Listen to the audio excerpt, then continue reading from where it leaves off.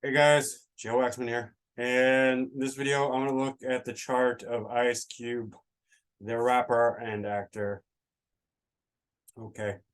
Guys, don't forget to hit the like button and subscribe if you have not already. We'll look at his Wikipedia. All right. O'Shea Jackson is his real name, senior. He's born June 15th, 1969. He's an actor, rapper, actor, and filmmaker. So he was one of the original. He was in NWA and their album Straight Outta Compton contributed to gangsta rap's widespread popularity. And his political, he did a lot of rap music. I mean, he left NWA, became a successful rapper on his own.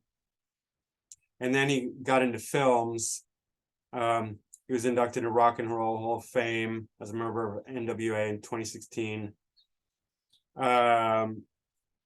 He worked with Eazy and Dr. Dre.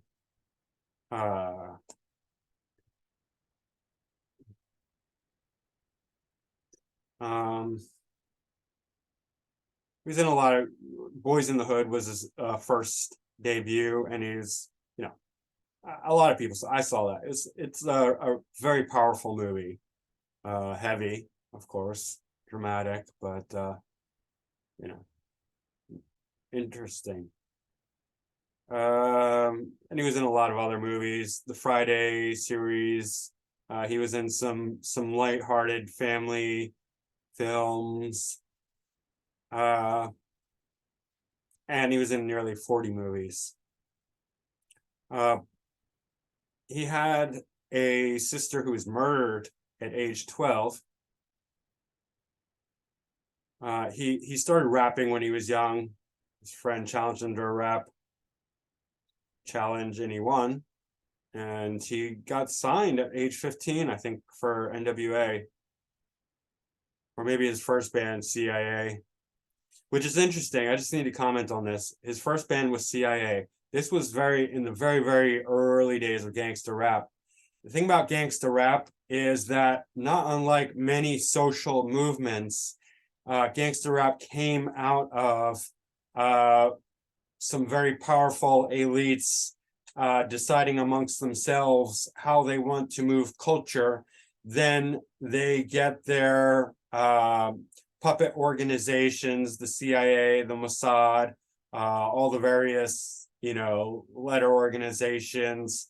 And from there, they spread the words through all the corporations and they move culture that way. It's literally how they do it.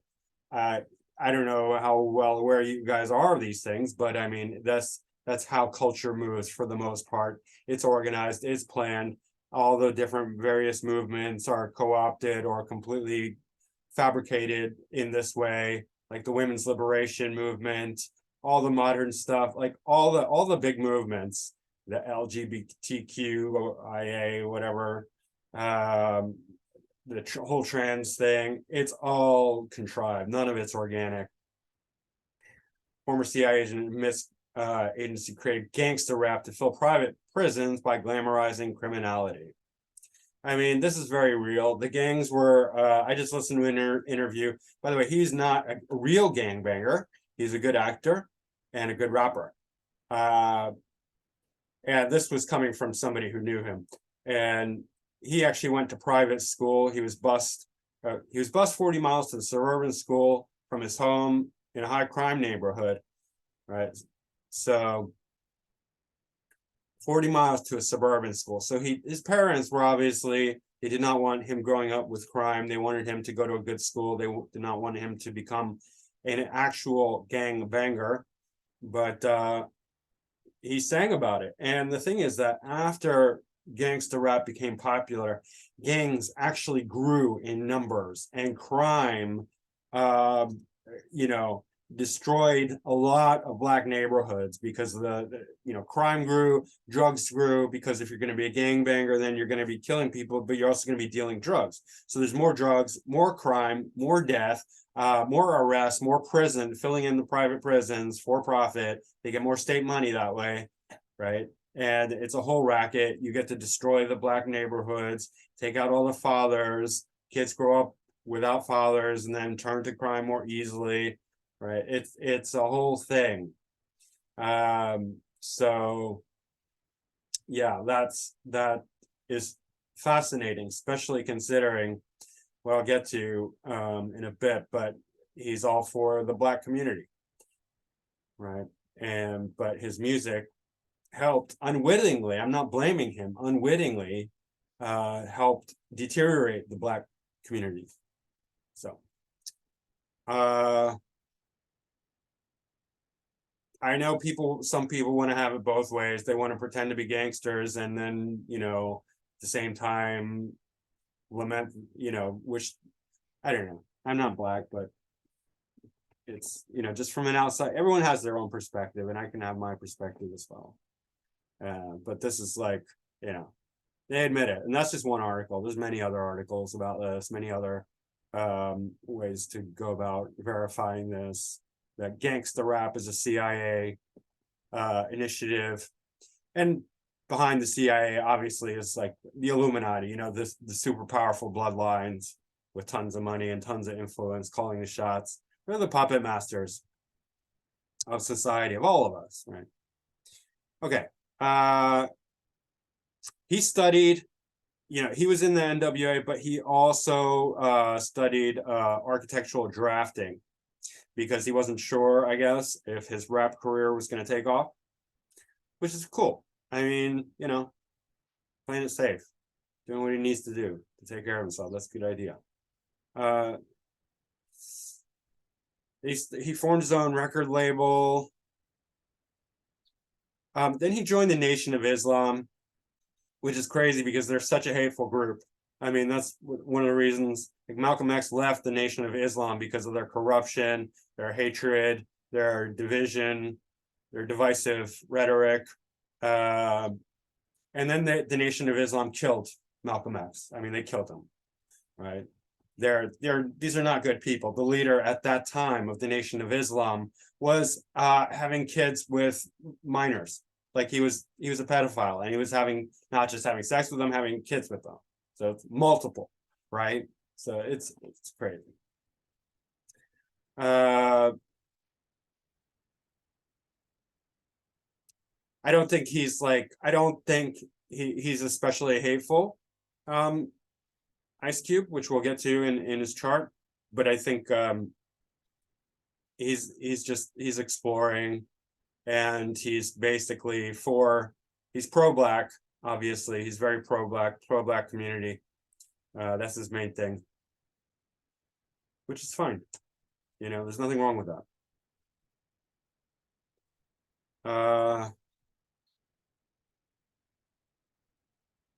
As a natural Muslim, because it's just me and God. He thinks religion is stupid. I'm going to live a long life. I might change religions 3 or 4 times before I die. I'm on the Islam tip, but I'm on the Christian tip too. I'm on the Buddhist tip as well. Everyone has something to offer to the world. I mean, I think that's pretty interesting. I would agree that it's much, much better to keep an open mind and hear what all the different people have to say, and then put it all together for yourself. So okay. His first band is called the CIA, right? So, and the CIA created gangster rap. So I mean, that's really funny. Okay. So blah blah blah. I mean, super famous rap career. And by the way, he wrote most of the rap music for NWA. He was the main writer. I think Dr. Dre wrote most of his lyrics, but he wrote apparently most of Eazy-E's lyrics and some of Dr. Dre's lyrics. So he's a writer, right? He's a real writer.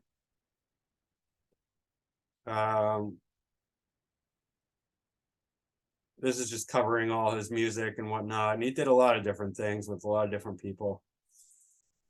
And then he got into film, and we know that. We know he did very well in film. He's got a likable personality.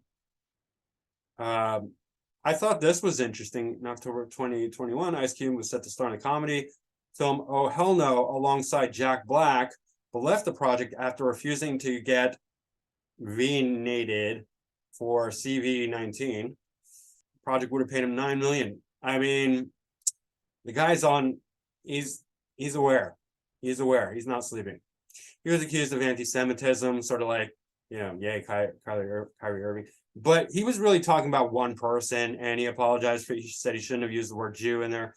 It mattered his, I guess, his manager, and that's fine. I mean, there's nothing wrong with that. And some other stuff. I don't really hold it against them too much. It was probably just, everyone's ignorant sometimes, and we all have a chance to reflect on our mistakes and whatnot. But I don't think it was really malicious in a big sense. It was just whatever.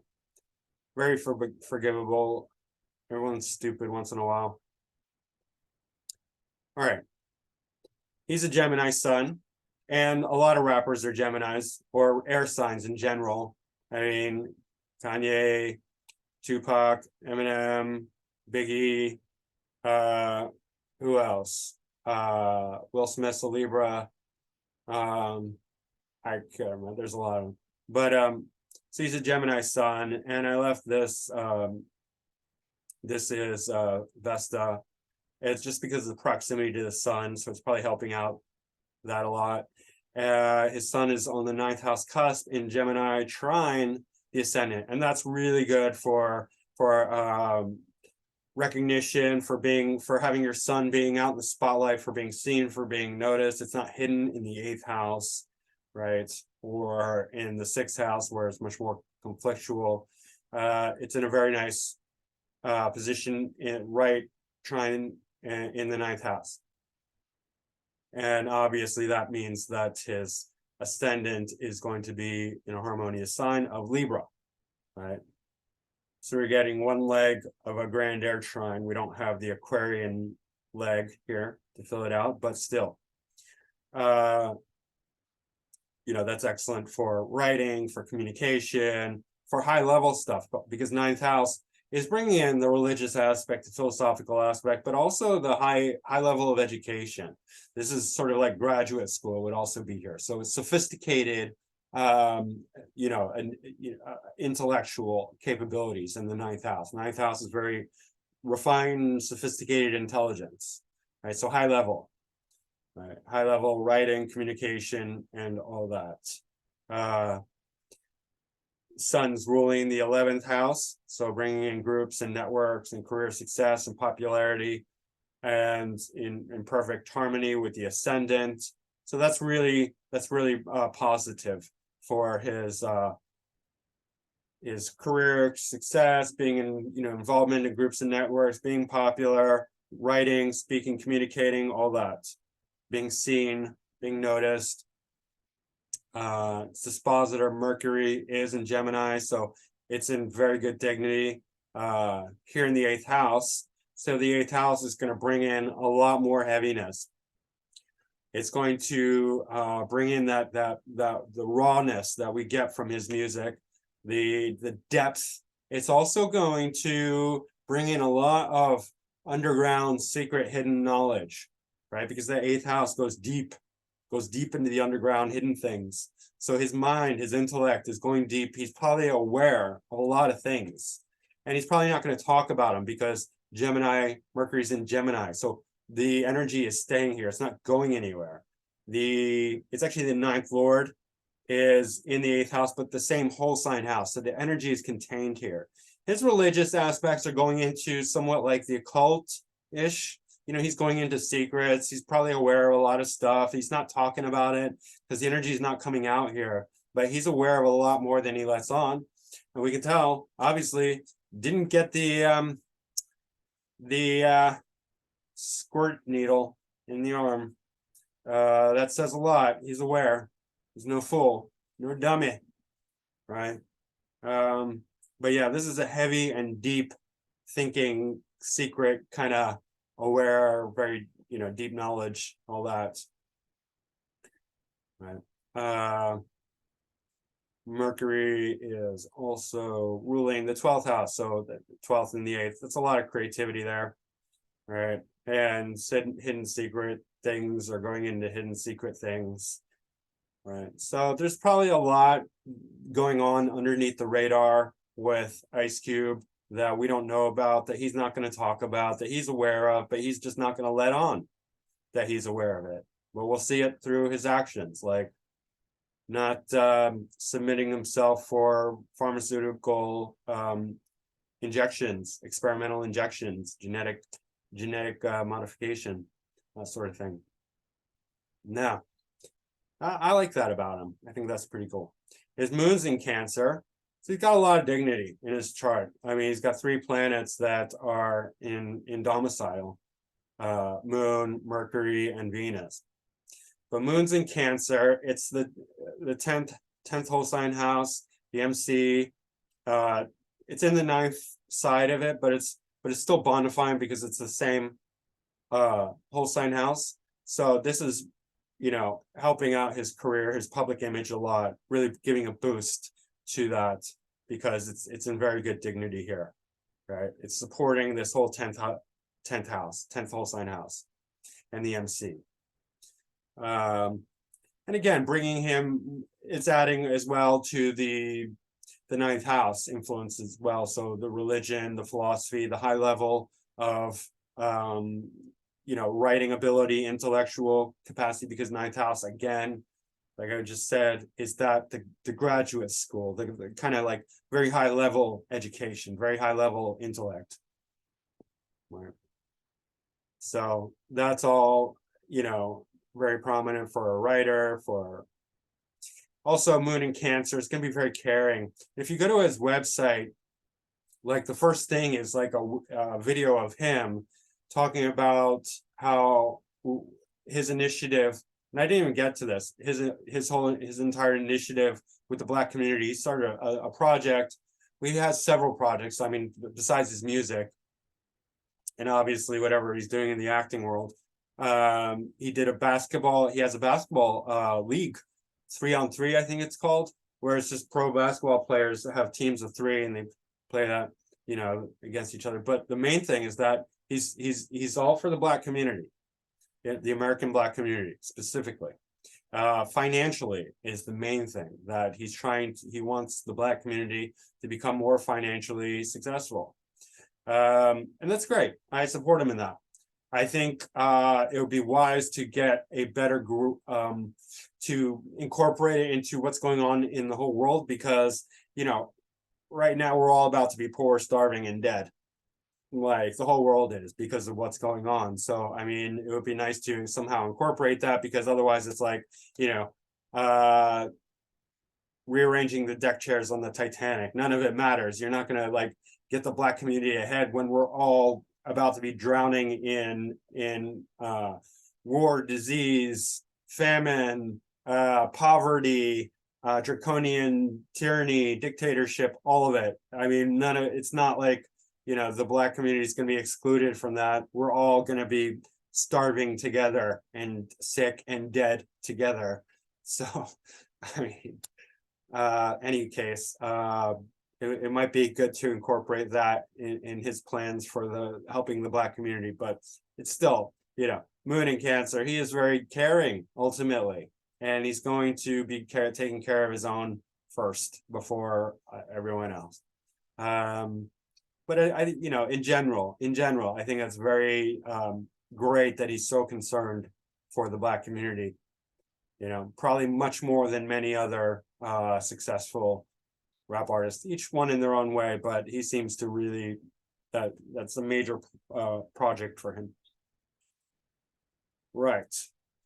Venus is his ascendant lord, and Venus is ruling the 8th house cusp, but it's in the 7th house conjunct Saturn. And so he's going out, he's going into the 7th house. So he's going into relationships, the masses, business. He has a clothing line, I think. So he did the whole business thing, or is doing it and keeps doing it. The ascendant lord conjunct Saturn is quite restrictive it shows that his body, his physicality is going to be restricted by Saturn, and that's good and bad. Excuse me.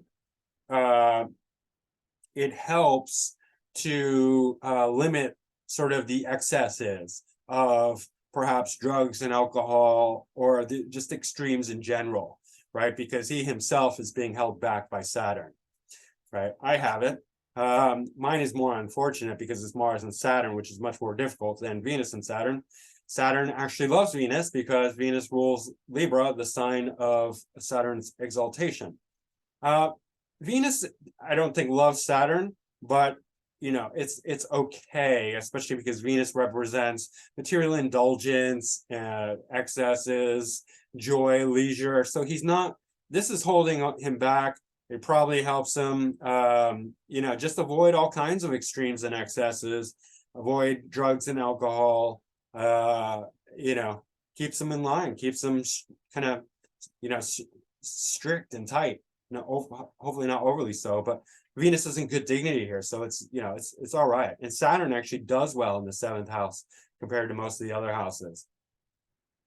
It shows that early on his relationships might be limited, but that he can have a very devoted, committed, serious, mature relationship over time. And he did. He married and has 4 kids.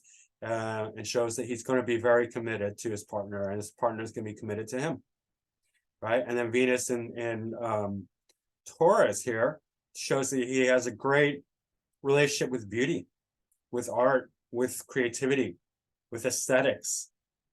And with Saturn here, it's going to crystallize it. Saturn can actually really help in some ways by just making it more physical, making it more hard and refined in a sense, because the restriction, right? So I think that really helps with his writing and creativity in general. And what else? Yeah, I mean, that's just generally it. I mean, Venus and Taurus has a great connection to beauty and arts and creativity. And in the 7th house, I think it's quite good. I mean, generally Venus in the 7th house would be very flirtatious, just a huge love for relationships. I think Saturn kind of holds it back, and this is not a bad combination, I think. Right. So one really prominent planet here is Mars in the 2nd house. Neptune in Scorpio is also in the 2nd house. The 2nd house cusp is ruled by Mars, and Mars is in Sagittarius, so philosophical, adventurous, Jupiterian, big-minded. And 2nd house deals with speech, resources, assets, family, knowledge, worth, self-worth, and all that. So his speech is very Martian and Neptunian, meaning that he comes across kind of angry. I don't know if you've noticed that. You probably have, because it's hard to avoid. And that's partially because Mars is here first of all, the 2nd house is ruled by Mars in Scorpio, but Mars is also in the 2nd house in Sagittarius. It's retrograde, along with Neptune. I forgot to mention one thing. The moon's way out of bounds, but I'll get back to that. I want to talk about this Mars. Neptune in the 2nd is not very good because the money tends to go away very quickly. Mars can be a spendthrift, so I'm sure that he loves to spend money, because Mars is very active physically and initiative. It's not a very mature planet. It's not like Jupiter or Saturn or one of the outer planets. Obviously Neptune is one of the outer planets, but no. like Jupiter or Saturn here is really good, also Venus potentially, but Mars is very like aggressive. It's got that, you know, male aggressive quality. So they spend a lot of money, Mars in the second house. And Neptune is so willing to let go of everything. It's just like, have it all, you know. So he's spending a lot of money. And he's also very, his speech, his expression, his voice is very aggressive. But look at these aspects. The only good aspect here is actually with Chiron. It's a nice trine, which is, you know, that's okay. But Moon, Mercury, and Saturn, and then Venus gets tied in there by proximity. But this is a yod. This is called a yod, finger of God. It's two inconjuncts in a sextile. And then it's even further supported by this Mercury. So this Mars is in difficult aspect to Moon, Mercury, and Saturn, and Venus a little bit too. So the difficult aspects is going to bring out the anger of Mars, the aggression in the second house, right? First of all, the yod is called the finger of God. It's supposed to point to some kind of destiny, right? So Mars, second in the second, and Mars is also ruling the seventh. So, you know, how he relates to people is quite aggressive, and his speech in general is quite aggressive. It's drawing in his Moon, his Mercury, and his Saturn. Now, Mars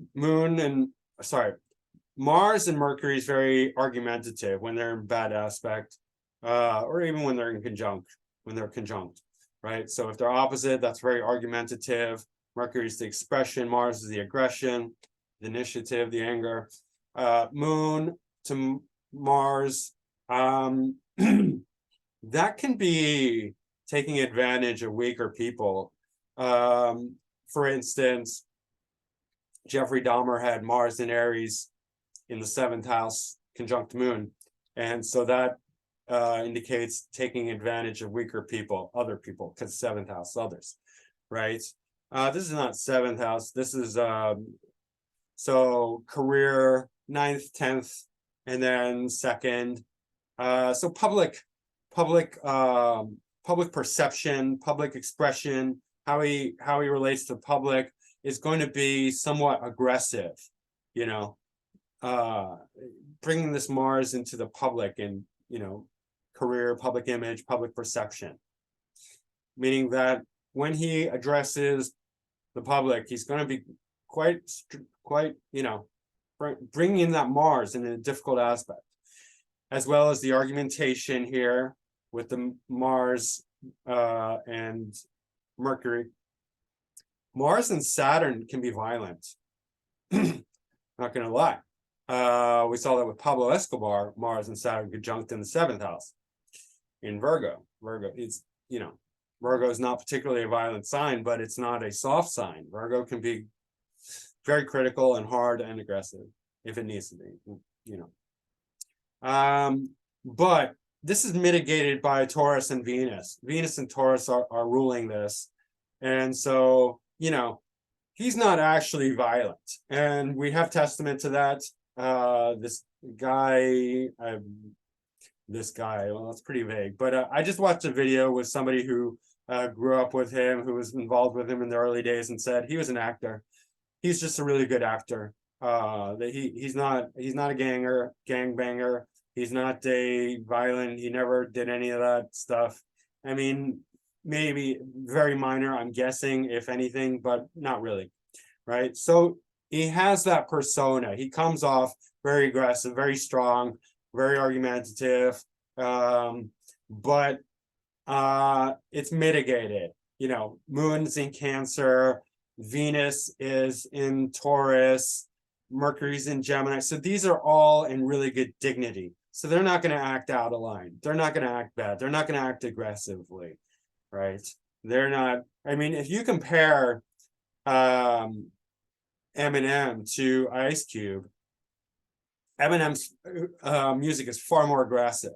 I mean, early on, yeah, I mean, Ice Cube's music was very aggressive, but In any case, I mean, Eminem's music is just really like really dark and nasty in a lot of times, not always, but a lot of it. In any case, that's interesting. The moon not only has the inconjunct to Mars, but it also has a square to Chiron.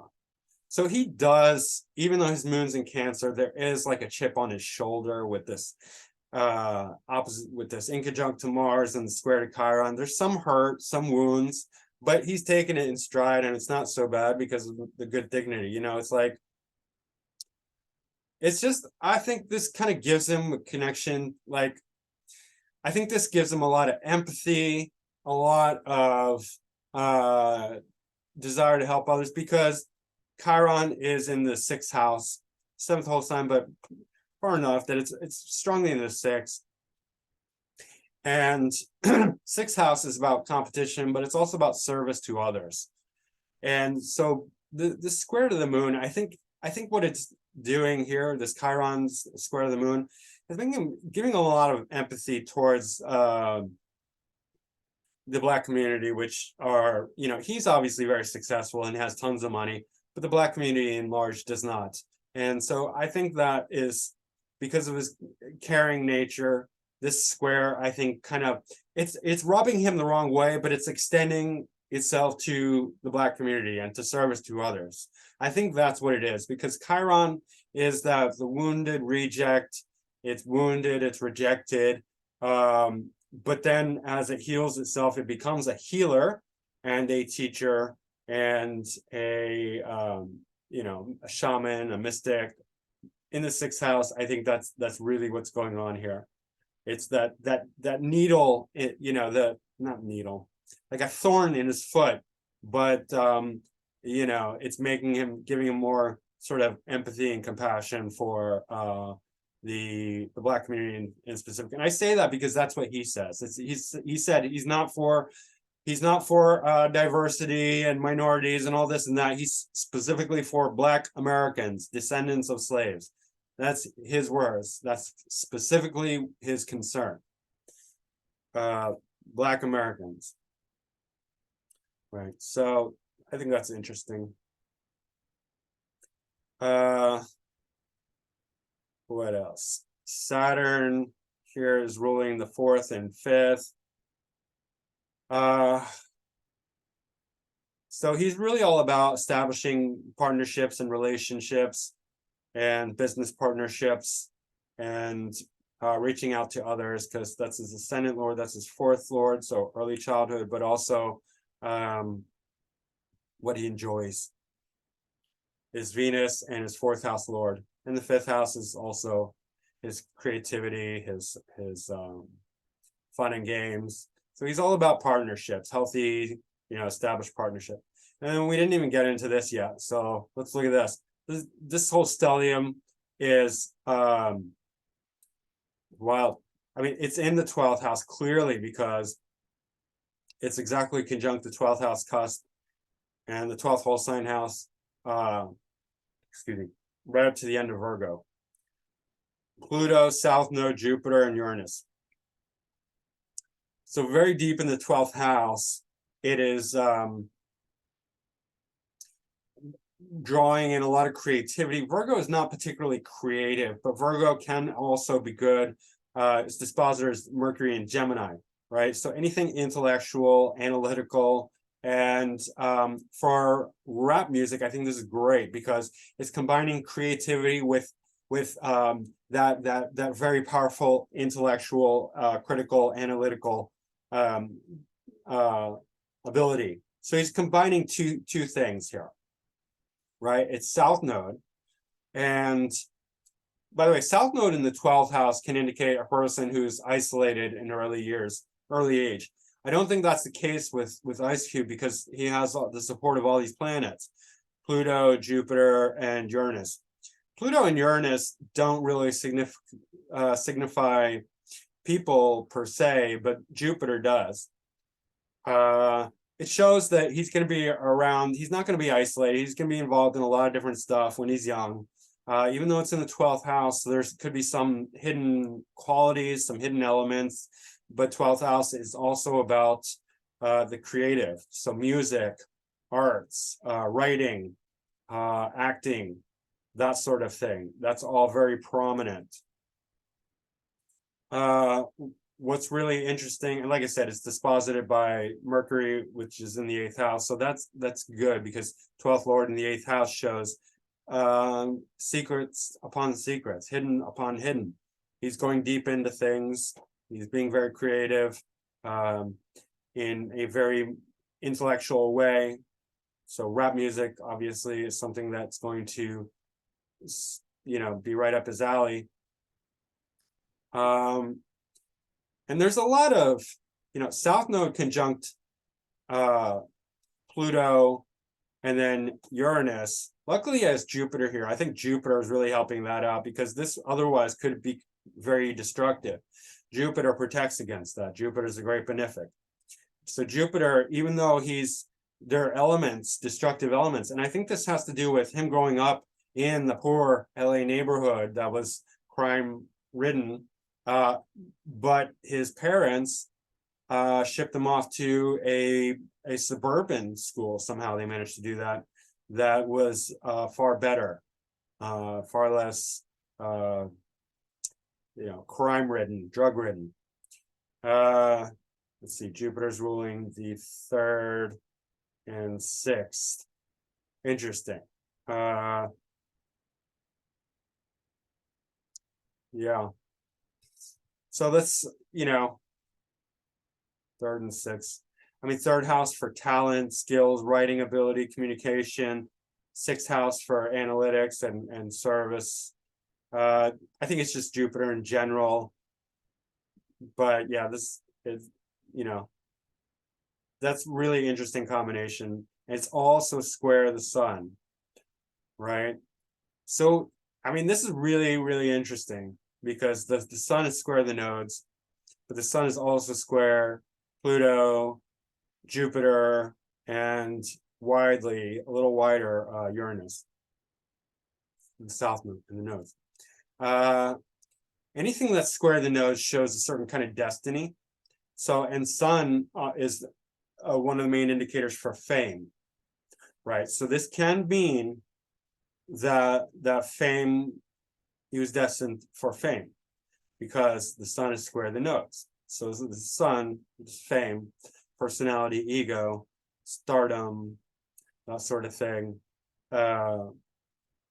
is part of his destiny. There's some destiny there, right? But then Pluto square the sun is not great. That shows very potentially destructive personality type. Drugs, alcohol, crime, that sort of thing. But Jupiter square the nodes. Jupiter, like I said, Jupiter is protecting it. If Jupiter were not here, I'd say his early childhood was quite potentially destructive, because Pluto and Uranus together are going to add a lot of Pluto destructiveness, Uranus that unpredictability, accidents, just sudden, sudden things, sudden events, not in a good way. Jupiter's helping all that. Jupiter's helping this square to the sun as well. So that is really interesting. Let's see here. Yeah, the moon, I forgot about the moon. The moon's way out of bounds. 28. So the normal is 23, 27, I think, something like that. So this is way out of bounds, 28 degrees. And that's the only out of bounds planet. I guess Mars is a little bit out of bounds.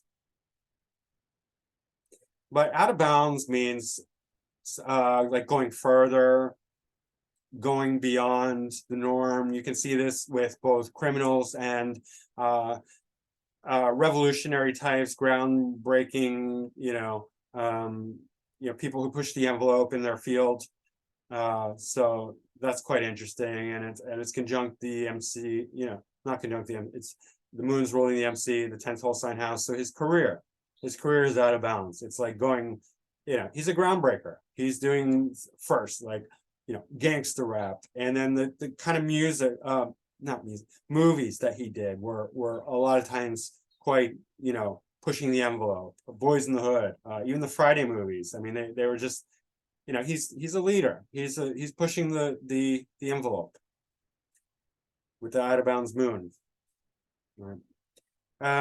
He does have his North Node in Pisces in the 6th house, and this is where a lot of that service to others is coming from. Pisces is all embracing.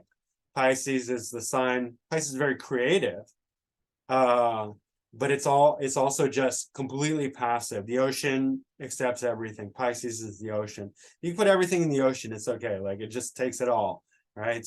The more the merrier. And the 6th house is about service to others, competition, but service to others. And especially Pisces, it's not going to bring out that much competition. The Aries part will, Chiron and Aries is going to make, there's going to be some aggressive qualities there. But mainly with the Pisces North Node, that's about compassion, embracing. So he's embracing the Black community, especially. But I think he, underneath, I think he does care. I would guess that he cares about people in general. I think he has a really tough exterior. He's a good actor. He has this very commanding Martian expression that works for him. I think it works well. Like, he wears it well. What can you say? I mean, I don't really hear people like getting mad at Ice Cube for the way he is. I think people generally respect him and appreciate him. Versus some other people, like, I don't know. I'm not gonna anyway. But I think this is all about like compassion and service to others and the initiatives that he does for the Black community. I mean, he literally has a whole project that's dedicated to helping the Black community become more prosperous financially, especially. I think there are other things that could also go along with that, but I'm not a Black person, so doesn't mean I can't say. It just means I don't have the direct involvement that they do, obviously. And I'm sensitive to that just because people try and tell me what a Jew is and what a Jew isn't all the time. People who are not Jewish, they love telling me what I am and what I'm not, which is really offensive. So I'm like, I'm not going to do that with any other community. I'm not going to tell Black people who they are, who they aren't, or what they need to do to better themselves. I can have my opinion, but I take it lightly, and I'm not going to impose it. There's a difference there, right? I believe in freedom of speech, but we have to be sensitive. We don't want to step on anyone's toes. I don't want my toes stepped on.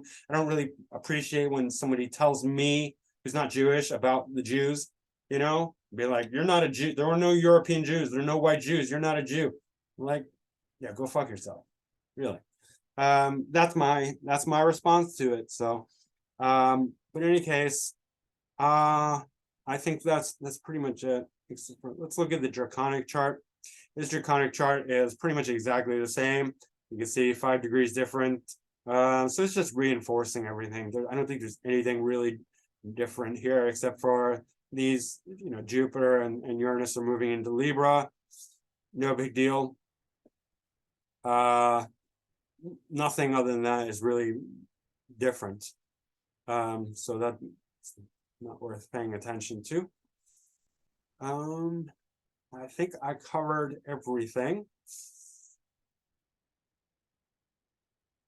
By the way, this is also helpful, really helpful for acting. I don't know if I mentioned that.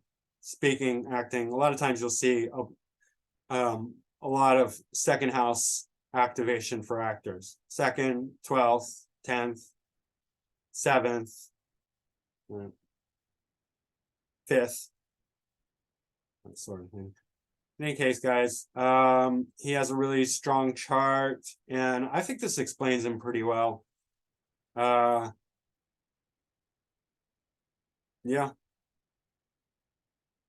All right, that's it.